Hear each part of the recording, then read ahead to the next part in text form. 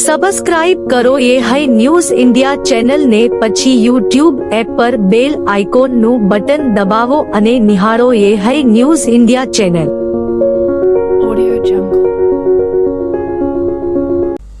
રાજ્ય સરકારના માર્ગ અને મકાન વિભાગ હસ્તકના 27 કિલોમીટર લંબાઈ ધરાવતા અને જિલ્લા કક્ષાના મુખ્ય માર્ગ એવા આખથાળા ઘુણસોલ ધાનેરા રોડની હયાત પહોળાઈ 3.75 મીટરને સિંગલ લેનમાંથી ડબલ લેન 7 મીટર પહોળો કરવા માટે રાજ્ય સરકાર દ્વારા ₹44.56 કરોડની મંજૂરી અપાઈ છે. આ રસ્તો આજુબાજુના 10 થી વધુ ગામોને જોડતો મુખ્ય રસ્તો છે, જેના થકી ખેડૂતો, પશુપાલકો, વિદ્યાર્થીઓ સહિત 2 લાખ લોકોને ફાયદો થશે. વધુમાં આ રસ્તો રાજસ્થાનથી દિલ્હી સુધી જવા હાઈવે માર્ગને જોડે છે, જેથી જિલ્લાના વિકાસને નવી ગતિ મળશે. ખાતમુહૂર્ત પ્રસંગે વિધાનસભાના અધ્યક્ષ શંકરભાઈ ચૌધરીએ જિલ્લાવાસીઓને અભિનંદન આપતા જણાવ્યું હતું કે બનાસકાંઠા જિલ્લાના સર્વાંગી વિકાસ માટે રાજ્ય સરકાર કટિબદ્ધ છે. જિલ્લાના વિવિધ વિકાસ કામો માટે રાજ્ય સરકાર છૂટા હાથે નાણાં આપી રહી છે. રોડ અકસ્માતમાં કોઈનો લાડકવાયો ન છીનવાય તેની ચિંતા પણ રાજ્ય સરકારે કરી છે. જિલ્લામાં પાણીના તળ ઊંડા ઉતર્યા હોવા બાબતે અને જમીનની ફળદ્રુપતા ઘટી હોવા અંગે ચિંતા વ્યક્ત કરતા અધ્યક્ષશ્રીએ જળ સંચય અને વૃક્ષારોપણ પર ભાર મૂક્યો હતો અને જમીનની જીવંતતા સાચવવા પ્રાકૃતિક ખેતી કરવા અપીલ કરી હતી. અધ્યક્ષશ્રીએ વડાપ્રધાન શ્રી નરેન્દ્રભાઈ મોદીના એક પેડ માં કે નામ અભિયાનમાં જોડાવા જિલ્લાવાસીઓને અનુરોધ કર્યો હતો. વધુમાં વિધાનસભાના અધ્યક્ષ શંકરભાઈ ચૌધરીએ જણાવ્યું હતું કે ધરતીને પુનર્જીવિત કરવા માટે જાપાન જર્મનીના સહયોગથી આગામી સમયમાં થરાદ ખાતે અદ્યતન લેબોરેટરીનું નિર્માણ કરવામાં આવશે, જેનાથી ખેડૂતોના જીવનમાં આમૂલ પરિવર્તન આવશે. જે ભારતની પહેલી પ્રાઇવેટ કે સરકારની કોઈની પણ નથી એવી આધુનિક લેબ આખા હિન્દુસ્તાનની હું કહું છું, પહેલી લેબ બનવા જઈ રહી છે. એ આપણા થરાદની અંદર આવતા મહિનાની અંદર એનું લોકાર્પણ આપણે કરીશું, જે માઇક્રો લેવલ ઉપર પણ આ કામ કરી શકશે. બહુ અદ્ભુત કામ થશે, જે માનવતા માટે, જીવસૃષ્ટિ માટે ખૂબ મોટું આશીર્વાદરૂપ કામ એ આપણી ધરતી ઉપર થઈ રહ્યું છે, આ ભારતની ધરતી ઉપર થઈ રહ્યું છે. વિદેશના લગભગ 2 દેશના વૈજ્ઞાનિકો, સાયન્ટિસ્ટો, 2 વર્લ્ડની મોટી યુનિવર્સિટી એના સાયન્ટિસ્ટો એ પણ અહીંયા આવી ગયા છે. એમણે દુનિયાની અંદર, જર્મનીની અંદર જે હતું ટેકનોલોજી, જે ધરતીને ફરી પુનર્જીવિત કરવા માટેની, એના સાયન્ટિસ્ટોને અહીંયા લાવ્યા. એમણે એમને ગાઈડ કર્યા, અહીંથી લોકોને ટ્રેન કરવા ત્યાં મૂક્યા, ત્યાંથી ટ્રેન થઈ અને યુનિવર્સિટીની અંદરથી આપણે ત્યાં આવી ગયા છે. હવે એ કામને આગળ લઈને બનાસની ધરતી ઉપર કરી રહ્યા છીએ. આ કામ બહાર દેખાય એવું નથી, પરંતુ આ કામ એ આવનારી પેઢીઓ માટેનું કામ છે. આવતી પેઢીઓ ફરી સજીવન રહે, આવતી પેઢીઓ લાંબા સમય સુધી જીવી શકે એ માટેનું કામ છે. અને જે પ્રમાણે દેશના પ્રધાનમંત્રી મોદી સાહેબે સજીવન ખેતી માટેનું અભિયાન લીધું છે, રાજ્ય સરકારમાં પણ માન્ય મુખ્યમંત્રી શ્રી અને મદદ કરી રહ્યા છે સતત. રાજ્યના ગવર્નર શ્રી પણ પોતે આ કામને આગળ વધવા માટે એક અભિયાન તરીકે લઈ રહ્યા છે. બધાએ ભેગા થઈને સમયસર આ કામને આગળ વધારવું પડે. ખેડૂત અને ખેતી સાથે જોડાયેલા બધા મિત્રો છીએ એટલે તમને બધાને આ વાત કરી. માન્ય મંત્રીશ્રીએ મને સન્માન કરીને એમની ટીમે અભિવાદન કર્યું. આપ સૌનો હૃદયથી આભાર માનું છું. તો બીજી બાજુ કેબિનેટ મંત્રી શ્રી બળવંતસિંહ રાજપૂતે જણાવ્યું હતું કે રાજ્યનું બજેટ કદ આજે 26,000 કરોડથી વધુ 3,32,000 કરોડ થયું છે, જેનો લાભ બનાસકાંઠા જિલ્લાને પણ મળ્યો છે. આજના દિવસે 500 કરોડથી વધુના વિકાસ કામો જિલ્લામાં પ્રગતિ હેઠળ છે. અનેક ક્ષેત્રે જિલ્લો વિકાસની હરફાળ ભરી રહ્યો છે. મુખ્યમંત્રી ભૂપેન્દ્રભાઈ પટેલની આગેવાનીમાં છેવાડાના માનવી સુધી વિકાસના કામો પહોંચ્યા છે. બનાસકાંઠા જિલ્લો વિકાસમાં પાછળ ન રહી જાય અને પાણીદાર બને એ માટે રાજ્ય સરકાર સંકલ્પબદ્ધ છે. આજે એક વાતનો આનંદ છે, અમારા આદરણીય જે સમગ્ર રાજ્યની અંદર અમને બધાનું સંચાલન કરે છે, સમગ્ર ગુજરાતનું ન્યાય તરીકે તોલે છે એવા અમારા અધ્યક્ષ આદરણીય શંકરભાઈ ચૌધરી સાહેબ હસ્તક આજે ખાતમુહૂર્ત થયું છે. આદરણીય મુખ્યમંત્રી શ્રી ભૂપેન્દ્રભાઈ પટેલ સાહેબ પાસે અહીંના જાગૃત લોકો, આદરણીય કેસાજીભાઈ, આદરણીય માવજીભાઈ, અમારા સંસદ સભ્ય શ્રી બધા જ લોકોએ, આગેવાનોએ બધાએ રજૂઆત કરી હતી. શંકરભાઈ સાહેબે અનેક ફેર રજૂઆત કરી હતી. એના કારણે આ વિસ્તારની અંદર 44 કરોડ રૂપિયાનો રોડ જે 3.75 હતો એ હવે વધીને 7 મીટર થશે. અને આ હાઈવેથી પહેલાં હાઈવે સુધી એટલે 2 લાખ લોકો અહીં આગળ અહીં આવે છે. 2 લાખ લોકોનો તો સીધો ફાયદો થવાનો છે. એ સિવાય અનેક લોકોને ફાયદો થવાનો છે, જેના કારણે ઝડપી જે આદરણીય અમારા પ્રધાનમંત્રી નરેન્દ્રભાઈ મોદી સાહેબ લોજિસ્ટિક કોર્ટ પણ ઘટે અને સારી વ્યવસ્થા પ્રાપ્ત થાય એ પ્રકારની વ્યવસ્થા કરી છે. મુખ્યમંત્રીશ્રીએ સમગ્ર બનાસકાંઠાને આ જોડતો અગત્યનો એક રોડ એ બાબતે શુભકામનાઓ પાઠવી છે. શંકરભાઈ સાહેબે આજે અહીં ખાતમુહૂર્ત કરી છે અને મને ચોક્કસ ખાતરી છે કે ઝડપીમાં ઝડપી આ રોડ પૂર્ણ થશે અને લોકોને એનો ચોક્કસ લાભ મળવાનો છે. આ પ્રસંગે પૂર્વ સાંસદ પરબતભાઈ પટેલ, જિલ્લા કલેક્ટર શ્રી વરુણકુમાર બરનવાલ, જિલ્લા વિકાસ અધિકારી MJ દવે, માર્ગ મકાન વિભાગના અધિકારીશ્રીઓ, આગેવાનશ્રીઓ અને સ્થાનિક મોટી સંખ્યામાં ઉપસ્થિત રહ્યા હતા. બનાસકાંઠા જિલ્લાના વાવ વિધાનસભાની પેટા ચૂંટણીને લઈને બનાસકાંઠાના પ્રભારી મંત્રી, કેબિનેટ મંત્રી બળવંતસિંહ રાજપૂત દ્વારા વાવ માર્કેટયાર્ડ ખાતે વાવ વિધાનસભા સંકલન સમિતિની બેઠકમાં વાવ, સુઈગામ અને બાબર તાલુકાના અગત્યના મુદ્દાઓ તેમજ આગામી આયોજન અને પક્ષના કાર્યક્રમોની વિગતવાર ચર્ચા કરી આગામી ચૂંટણીને અનુલક્ષીને વાવ વિધાનસભાના કાર્યકરોને કામે લાગવા અનુરોધ કર્યો હતો. આ બેઠકમાં જિલ્લા સંગઠન પ્રમુખ કીર્તિસિંહ વાઘેલા, મહામંત્રી કનુભાઈ વ્યાસ, ચૂંટણી પ્રભારી ભરતભાઈ આર્ય, સંયોજક વસંતભાઈ પુરોહિત, સહસંયોજક સંજયભાઈ દેસાઈ, પૂર્વ ધારાસભ્ય માવજીભાઈ સહિત વાવ, સુઈગામ અને બાબર તાલુકાના સંયોજકો, તાલુકા ભાજપના પ્રમુખ, મહામંત્રીઓ તેમજ સંગઠનના હોદ્દેદારો, બહોળી સંખ્યામાં ભાજપના હોદ્દેદારો જોડાયા હતા. આ બેઠકના અંતે વાવ માર્કેટયાર્ડના વેપારી મંડળના પ્રમુખ માનસિંહજી રાજપૂતે પ્રભારી મંત્રી, કેબિનેટ મંત્રી બળવંતસિંહ રાજપૂતનો શાપો પહેરાવીને સન્માન કર્યું હતું.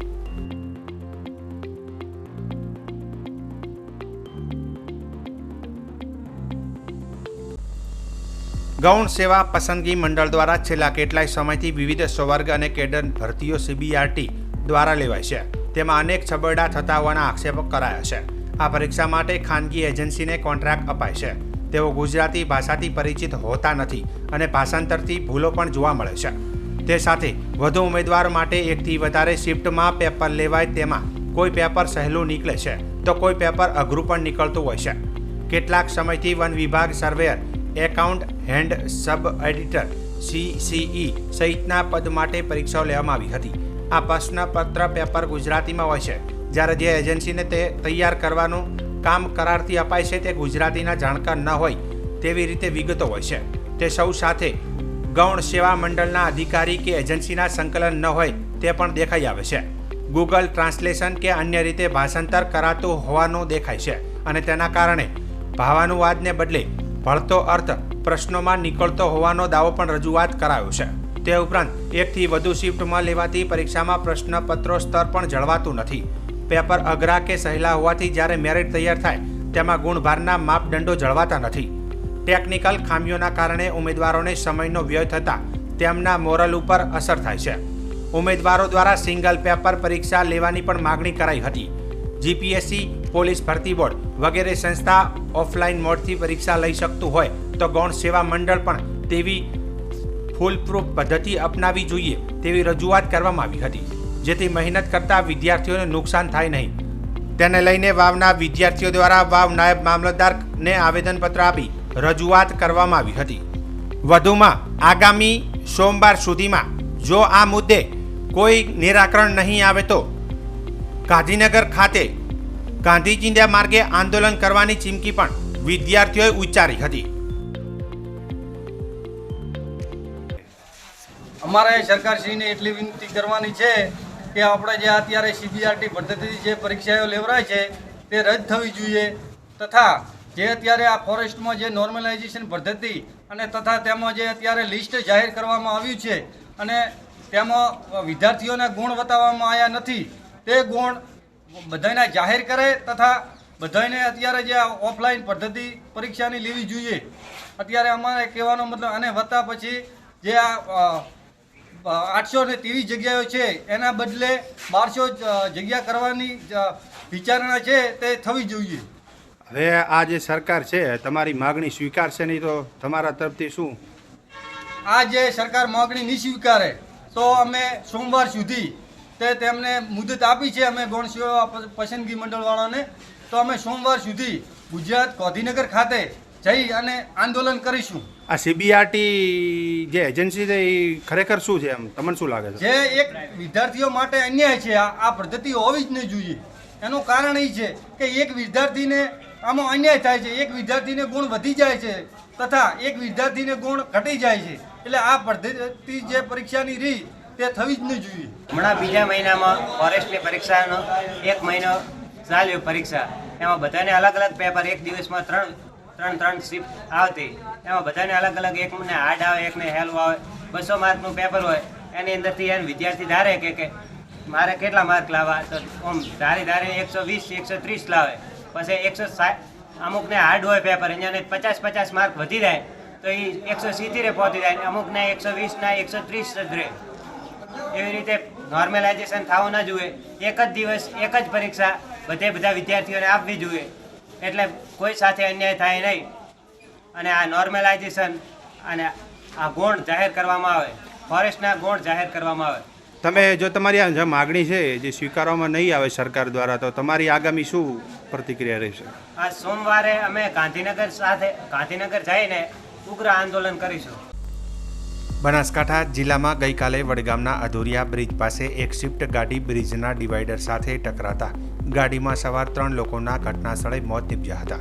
જે બાદ આજે વહેલી સવારે પાલનપુર આબુ હાઈવે પર અમીરગઢના ચેકલા ગામના પાટિયા નજીક એક ટ્રેલરનું પાછળનું ટાયર ફૂટી જવાના કારણે ચાલકે ગાડી રોડ સાઈડમાં ઊભી કરી હતી. જે સમય દરમિયાન એક દૂધનું ટેન્કર સાથે ધડાકાભેર ટક્કર થતાં ટેન્કરનો આગળનો ભાગ ચગદાઈ ગયો હતો.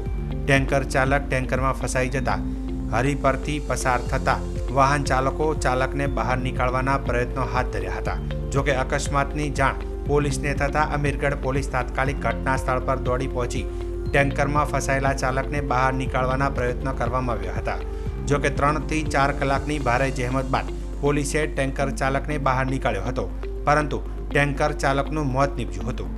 અકસ્માતના કારણે હાઈવે પર ટ્રાફિક જામ થતાં અમીરગઢ પોલીસે ટ્રેલર અને ટેન્કરને બંનેની રોડની સાઈડમાં ખસેડી વાહન વ્યવહાર ખુલ્લો મુકાયો હતો અને અકસ્માતને લઈ આગળની તપાસ હાથ ધરી હતી.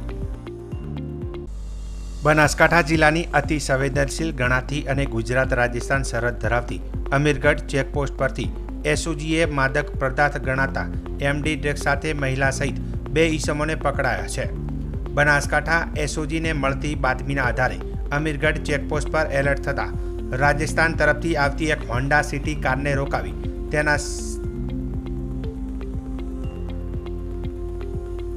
તેમાં સવાર એક મહિલા અને પુરુષની પૂછપરછ કરતા તેઓ જવાબ આપવામાં અટકતા પોલીસે તપાસ કરતા પકડાયેલ ઈસમના ખિસ્સામાંથી એક કોથળી નીકળતા તેમાં એમડી ડ્રગ્સ મળી આવતા ત્રણેયની એસઓજીએ અટકાયત કરી હતી. મહિલા સહિત 2 ઈસમોને અમીરગઢ પોલીસ સ્ટેશનમાં લાવી કાર્યવાહી કરતા પકડાયેલ એમડી ડ્રગ્સ 97.5 ગ્રામ, જેની કિંમત ₹9,75,000 સહિત કુલ મુદ્દામાલ કબજે કરી આરોપી નીતિન તુલસીરામ ભાટી રહે સાતખેડા, તાલુકો ગરોઠ, જિલ્લો મસોર, મધ્યપ્રદેશ, સરોજ ધર્મેન્દ્ર ગોપાલજી સુથાર રહે લાંચ, તાલુકો જીરણ, જિલ્લો નીમચ, મધ્યપ્રદેશ વાળા ઉપર ગુનો નોંધી આગળની માદક પદાર્થ ક્યાંથી લાવ્યો અને ગુજરાતમાં ક્યાં આપવાનો હતો તેની તપાસનો દોર હાલ ચાલુ છે.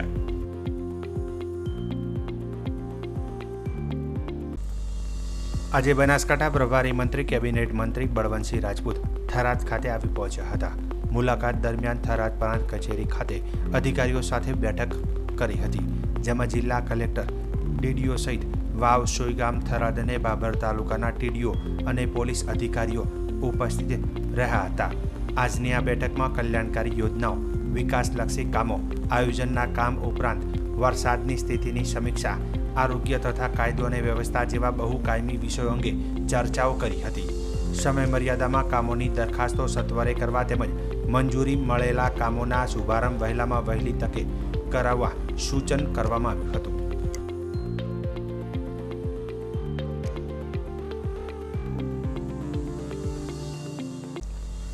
આમ તો ધાનેરા તાલુકામાં સામાન્ય વરસાદ છે, પણ મજબૂત બનેલ રસ્તાઓ કાગળની માફક તૂટી ગયા છે.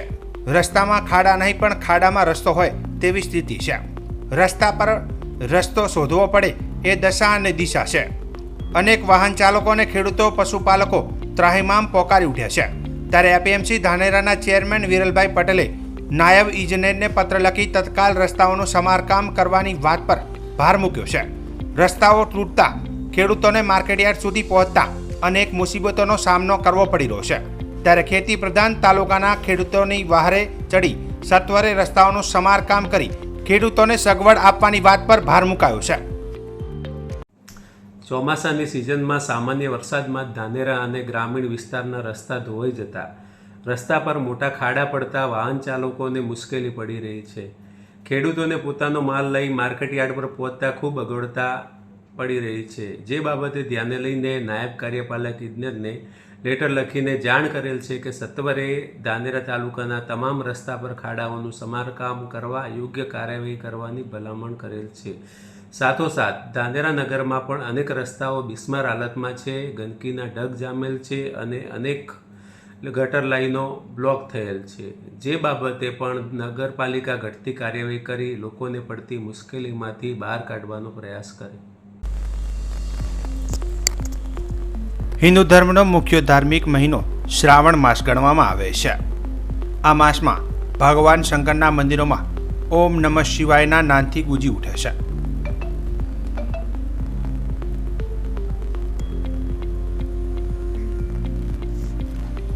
હિન્દુ ધર્મનો મુખ્ય ધાર્મિક મહિનો જે શ્રાવણ માસ ગણવામાં આવે છે.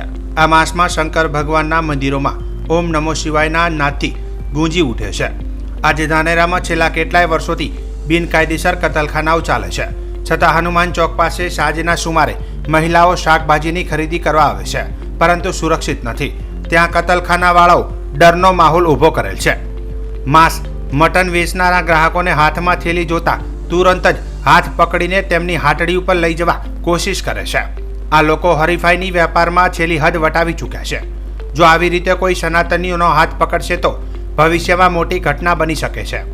હનુમાન ચોક પાસે નવી બનાવેલ પોલીસ ચોકી ચાલુ કરાવવા ધાનેરા મામલતદારને રજૂઆત કરવામાં આવી હતી, જેમાં લાયસન્સ વગરના કતલખાના સદંતરે બંધ કરવામાં આવે તેવી વિશ્વ હિન્દુ પરિષદ, બજરંગ દળ, ગૌ ભક્તો તેમજ સમગ્ર હિન્દુ સમાજની માગણી છે.